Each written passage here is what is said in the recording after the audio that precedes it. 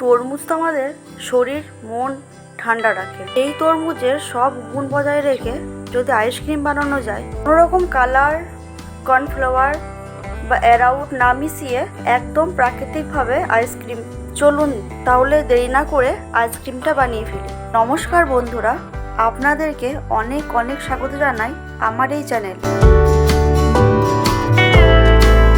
তরমুজগুলোকে এইভাবে কেটে মিক্সিতে ব্লেন্ড করে নেব।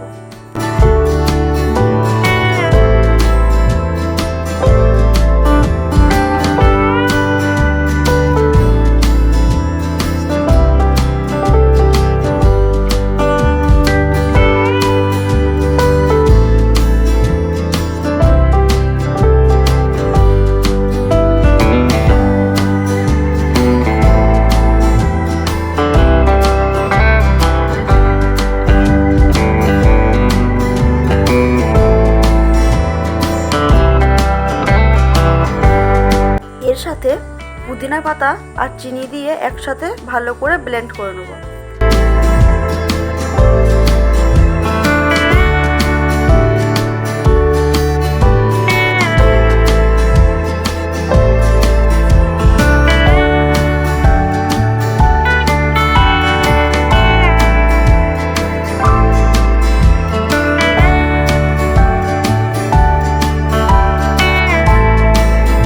এবার এটাকে ছেঁকে নেবো।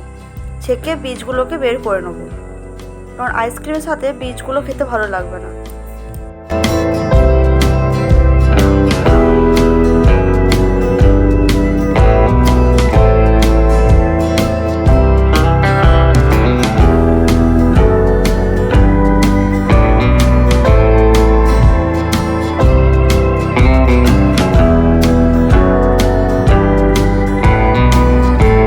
ছোট ছোট এরকম গ্লাস নিয়ে নিয়েছি আমি।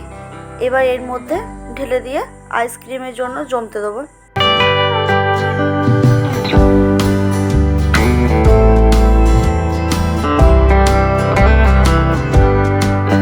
দেখুন, কোনো রকম কালার ছাড়াই কত লাল হয়েছে।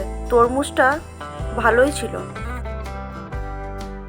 কেউ চাইলে এইরকম ছোট ছোট তরমুজের কিউব কেটে গ্লাসের মধ্যে দিতে পারে।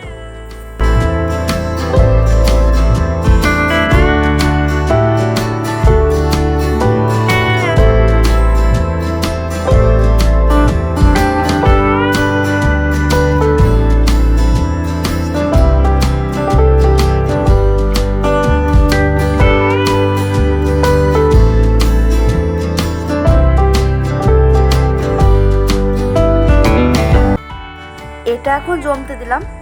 পরের দিন ফিরে আসছি তরমুজের আইসক্রিম নিয়ে। ফিরে এলাম তরমুজের আইসক্রিম নিয়ে।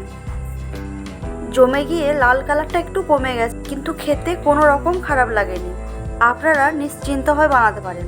বাচ্চাদেরকে বানিয়ে দেবেন, আশা করি বাচ্চারা খুব পছন্দ করবে। বাড়িতে বানানো ন্যাচারাল আইসক্রিম, এতে বাচ্চার কোনো ক্ষতিও হবে না, আর বাচ্চারা মন ভরে খেতেও পারবে। আবার নতুন রেসিপি নিয়ে ফিরে আসছি। সকলকে ধন্যবাদ।